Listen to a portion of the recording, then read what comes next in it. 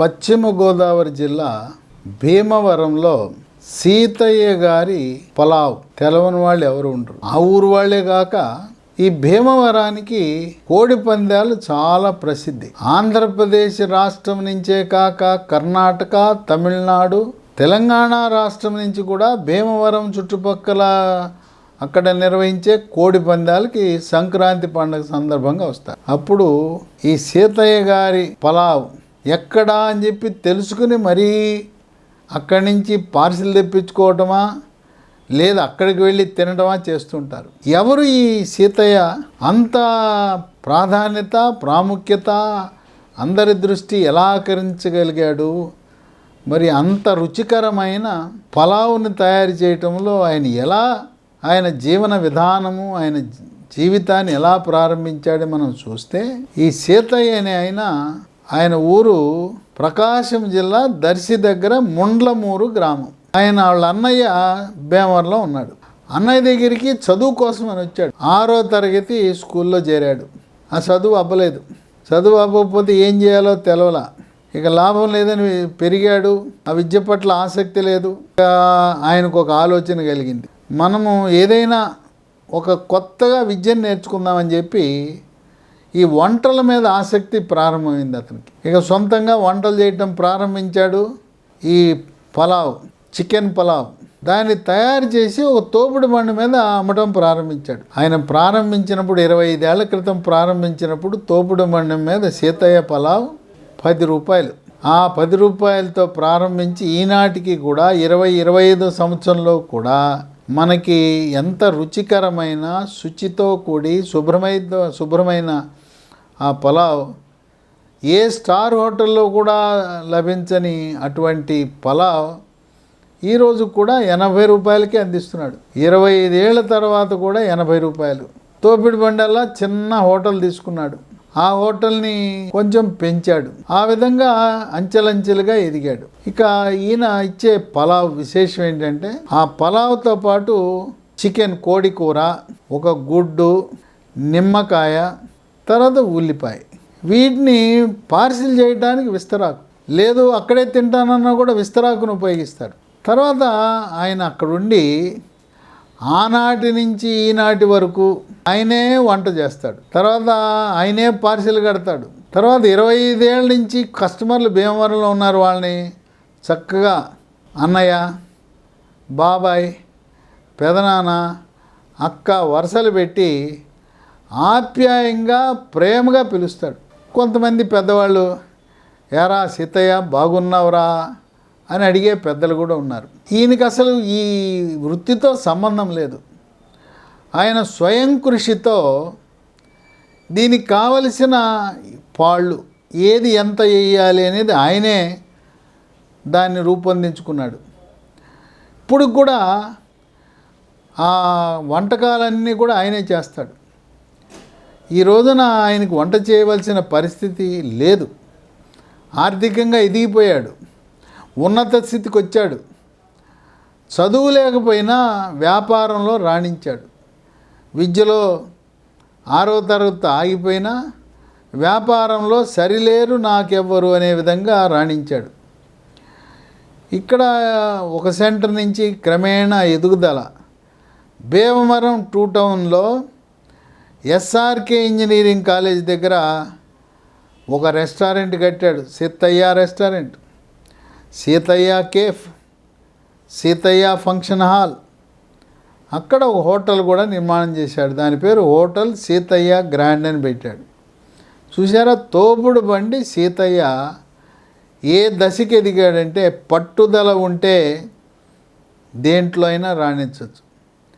ఈయన కృషి చూస్తుంటే నాకు మనకి పుల్లారెడ్డి స్వీట్స్, ఆయన జి పుల్లారెడ్డి గుర్తొస్తున్నాడు. జి పుల్లారెడ్డి కూడా పెద్ద విద్య ఎక్కువ ఏం లేదు. పుల్లారెడ్డి నేతి మిఠాయి, ఆయన కర్నూలులో నేతి మిఠాయిలు ఇంట్లో ఆయన భార్య కలిసి తయారు చేసి ఆయన బండి మీద పెట్టుకుని ఈ నేతి మిఠాయిల బండిని తోచుకుంటూ ఆ కర్నూలులో జీవనం సాగించేవాడు. క్రమేణా అంచెలంచెలుగా ఎదిగి కర్నూలు నుంచి హైదరాబాదు, వివిధ రాష్ట్రాలకు ఎదిగి అంతర్జాతీయంగా పుల్లారెడ్డి స్వీట్స్ తెలవని వాళ్ళు అంటూ లేరు. ఏ అశుభ కార్యక్రమైనా కూడా ఈనాటికి పుల్లారెడ్డి స్వీట్స్ని పెట్టడం అనేది ఆనవాయితీగా ఉంది. ఆయన కూడా అంతే, చదువు తక్కువ, స్వయం కృషితో ఆయన కూడా కష్టపడేవాడు. చాలా కాలం పాటు ఆయన కూడా వంటల కార్యక్రమంలో ఆయన కూడా కలిసి ఉండేవాడు. సరే, మరి సీతయ్య హోటల్లో కొంతమంది ఆయన చేతి కింద పనిచేసేవాళ్ళు ఉన్నారు.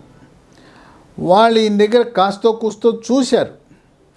చూసి మనం ఎందుకు సీతయ్య దగ్గర పనిచేయటం, మనం చూసాం కదా ఆయన ఎట్లా వంటలు చేస్తాడు, ఏ పాళ్ళలో ఏం వేస్తాడని చెప్పి వాళ్ళు వెళ్ళి అదే ఊర్లో వేరే చోట పెట్టారు. ఈయన దగ్గర పనిచేసిన సహాయకులు ఈయన దగ్గర పనిచేసి వెళ్ళినా కూడా ఎవరు అక్కడ వాటికి ఆదరణే కరువు అయిపోయింది. అంటే దీన్ని మనం ఒక రకంగా చెప్పాలంటే ఇది సీతయ్య రహస్య ఫార్ములా అని చెప్పాలి. ఏ వస్తువు, అట్లాగే సుగంధ ద్రవ్యాలు ఎంత వేయాలి, కారం ఎంత వేయాలి, పచ్చిమిరపకాయలు ఎంత వేయాలి, ఇవన్నీ కూడా సీతయ్య ఫార్ములా కొట్టింది లేదు. ఇంకొక రహస్యం ఉంది. మనం ఈ రోజుల్లో పాత బియ్యం కొత్త బియ్యం అంటే తెలియదు. గతంలో రైతులు వాళ్ళు పండించిన పంటను ఒక సంవత్సరం పాటు నిల్వ ఉంచి సంవత్సరం తర్వాత రైస్ మిల్లుకి తీసుకెళ్ళి రైస్ మిల్లో మరపట్టించి పాత బియ్యాన్ని మాత్రమే వాడేవారు. ఎవరు కూడా గ్రామాల్లో కొత్త బియ్యం వాడేవారు కాదు. ఆనాటి మన పూర్వీకుల యొక్క సాంప్రదాయాన్ని ఆయన పసిగట్టి ఈయన కూడా పాత బియ్యం టెక్నిక్, ఈయన బీపీటీ బియ్యాన్ని కొంటాడు. అంటే బీపీటీ ఒడ్లు కొంటాడు, బియ్యం ఒడ్లు కొంటాడు. నాణ్యమైన బీపీటీ ఒడ్లు, అంటే పశ్చిమ గోదావరికే పరిమితం అవ్వడు, కృష్ణా, గుంటూరు, ప్రకాశం, నెల్లూరు ఎక్కడైనా అవసరమైతే తెలంగాణలో నాణ్యమైన బీపీటీ ఒడ్లు కొంటాడు. కొని 2 సంవత్సరాల పాటు నిల్వ ఉంచుతాడు. 2 సంవత్సరాల పాటు నిల్వ ఉంచిన తర్వాత వాటిని రైస్ మిల్కి తీసుకెళ్ళి బియ్యంగా మారుస్తాడు. ఈ పాత బియ్యం 2 సంవత్సరాలు నిల్వ ఉంచిన పాత బియ్యం వినియోగించడం వల్ల సీతయ్య పలావ్ మరి భీమవరమే కాదు, ఆంధ్రప్రదేశ్ రాష్ట్రమే కాదు, తెలంగాణ రాష్ట్రమే కాదు, ఇవాళ జాతీయ స్థాయిలో మరి భీమవరం పేరు చెప్తేనే సీతయ్య పలావ్ అనే పరిస్థితికి వచ్చిందంటే ఆయన యొక్క మరి కృషి, చిత్తశుద్ధి, అంకిత భావం, ఎదిగిన కొద్దీ ఒదిగి ఉండాలనే పెద్దల సామెత. ఈ రోజున 10 రూపాయల తోపుడు బండితో ప్రారంభించి కోట్లకు పడగనెత్తిన తన వృత్తిని కొనసాగిస్తూ తనే వంట చేస్తూ తనే వడ్డిస్తూ తనే పార్సిల్స్ కడుతున్నా అంటే అదొక విశేషం. అది నేటి యువతకు ఒక స్ఫూర్తి కావాలి. ఇక ఆయన రకరకాల వంటకాలు తయారు చేస్తాడు. దాంట్లో నంబర్ 1 సీతయ్య పలావ్. దీంతో పాటు ఇండియన్, చైనీస్ 2 రకాల శాకాహార, మాంసాహార వంటకాలు చేస్తాడు. ఇక దమ్ బిర్యానీ, రోస్ట్ బిర్యానీ, జాయింట్ బిర్యానీ, ఇలా రకరకాల ఐటమ్స్. ఆధునిక స్టార్ హోటల్లో ఎటువంటి మనకు వంటకాలు అందుబాటులోకి వస్తే అవి కూడా చేస్తున్నాడు.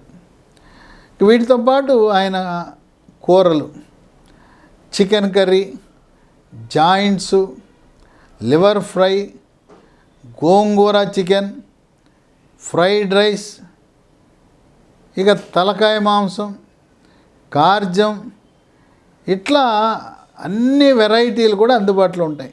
ఇన్ని ఉన్నా కూడా ఆ సీతయ్య హోటల్ అంటే సీతయ్య పలావ్, దానికి ఉన్న పేరు, దానికి ఉన్న ప్రతిష్ట, దానికి ఉన్న రుచి, మిగతావి కూడా చేసిన అక్కడ కేవలం సీతయ్య పలావ్ తినటానికే వస్తారు. మీరు కూడా ఎవరైనా భీమవరం వెళ్తే తప్పకుండా సీతయ్య పలావ్ తినండి. ఇక హోటల్ ఎప్పుడు ప్రారంభమవుతుంది, పొద్దున్నే ఎప్పుడు తెరుస్తారు? ఉదయం 11ంటికి తెరిస్తే రాత్రి 11 వరకు నడుస్తుంది. సెలవులు లేవు, ఆదివారం లేదు, పండుగ లేదు. ఈ సీతయ్య ఏమో రోజు వస్తాడు. తన దగ్గర పనిచేసే కొంతమందికి వారానికి 1 రోజు సెలవిస్తాడు. అంటే ఈ రోజున స్వయం కృషితో స్వయం ఉపాధితో ఒక విద్యను అభ్యసించలేకపోయినా వ్యాపారవేత్తగా రాణిస్తూ తను సెలవు తీసుకోకుండా తన దగ్గర పనిచేసే వారికి ఈ రోజున సుమారు 100 మందికి ఉపాధి కల్పిస్తున్నాడు. వాళ్ళకు మాత్రం నియమ నిబంధనల ప్రకారం ఒకరోజు సెలవు ఇవ్వటం అనేది విశేషం.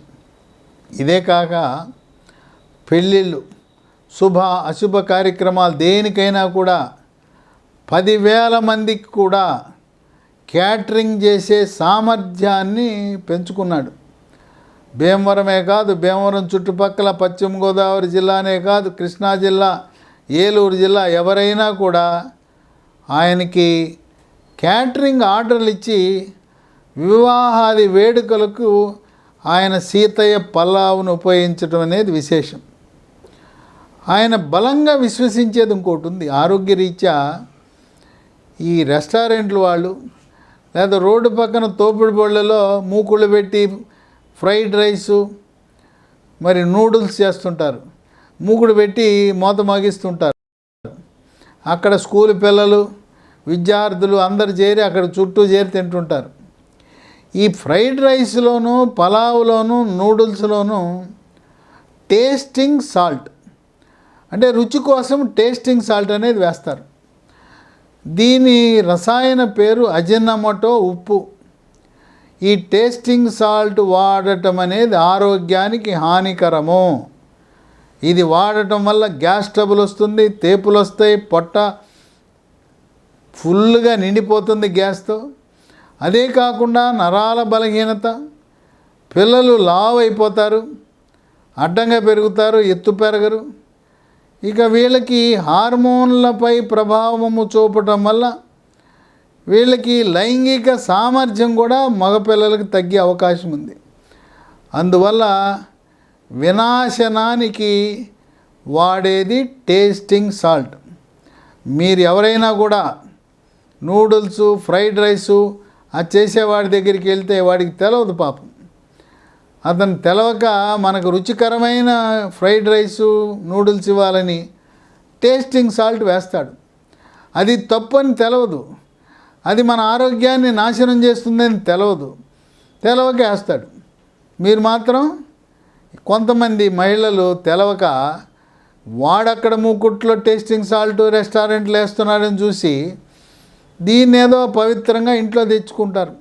కొనుక్కొచ్చుకుని ఇంట్లో కుటుంబ సమేతంగా టేస్టింగ్ సాల్ట్ వేసుకుని చేసుకునే వాళ్ళు కూడా ఉన్నారు. ఫ్రైడ్ రైసు, నూడిల్స్ ఇంట్లో కూడా వాడుతున్నారు. టేస్టింగ్ సాల్ట్ ఎట్టి పరిస్థితుల్లో ఎవ్వరూ వాడద్దు. మీరు తినాలనుకుంటే ఎప్పుడైనా వెళ్ళినా చైనీస్ రెస్టారెంట్ అయినా, ఇండియన్ రెస్టారెంట్ అయినా, ఎవరైనా నాకు టేస్టింగ్ సాల్ట్ వేయొద్దు అని చెప్పండి. ఈయన సీతయ్య పలావ్ ఆ హోటల్లో అసలు టేస్టింగ్ సాల్ట్ ఇంతవరకు ఎప్పుడు ఉపయోగించవలసిన అవసరం ఏర్పడలేదు. టేస్టింగ్ సాల్టు, అజినమోటో, ఉప్పు లేకుండా అంత రుచికరమైన పలావ్ అందిస్తున్నా అంటే ఆయన నిజంగా వచ్చింది ప్రకాశం జిల్లా నుంచి. ఆయన కుటుంబం ఎవరు వ్యాపారంలో లేరు, అసలు ఈయనకి వంట అంటే తెలియదు. స్వయం కృషితో వంట నేర్చుకుని స్టార్ హోటల్ను తలదన్నే విధంగా ఈ రోజున కూడా కేవలం 80 రూపాయలకు మరి ఈ పలావ్ ఇవ్వటం అనేది మనం విశేషంగా భావించవచ్చు. కనుక ఈ హోటల్ని భీమవరం వెళ్ళిన వాళ్ళు ఎవరైనా కూడా మిస్ కాకుండా ఆ రుచులను ఒక్కసారి ఆరగించండి. భీమవరం అనేది మత్స్య పరిశ్రమకు, చేపలు రొయ్యల పరిశ్రమకు, రొయ్యలు చేపల పెంపకందారులకి పెట్టిన పేరు, మంచి ఆదాయం కూడా వస్తుంది. కనుక సీతయ్యను స్ఫూర్తిగా తీసుకుని ప్రతి ఒక్కరూ ఉన్నత విద్యకు వెళ్ళాలి, గవర్నమెంట్ ఉద్యోగాలు కావాలని ఆశించకుండా ఆయనలాగా స్వయం కృషితో స్వయం ఉపాధితో 10 మందికి మనం ఉపాధి ఇచ్చేవాళ్ళ ఉండాలి. ఉద్యోగం ఇచ్చే విధంగా మనం ముందుకు సాగాలి. కానీ దేహి అని చెప్పి నాకు ఉద్యోగం అని చెప్పి బయోడేటా సంఖలో పెట్టుకుని తిరగకూడదు. మన ఉద్యోగాలు ఇచ్చే విధంగా మన వ్యక్తిత్వాన్ని మనం పెంపొందించుకోవాలి. ఆ విధంగా సీతయ్య నేటి తరానికి ఒక స్ఫూర్తిగా నిలవటం అనేది చాలా అభినందనీయం. ఆయన్ని అనేక మంది విశ్లేషకులు మనస్ఫూర్తిగా అభినందిస్తూ సీతయ్య బాటలో మరికొందరు కూడా పయనిస్తారని, 10 మందికి ఉపాధి కల్పిస్తారని ఆశిస్తున్నారు, ఆకాంక్షిస్తున్నారు.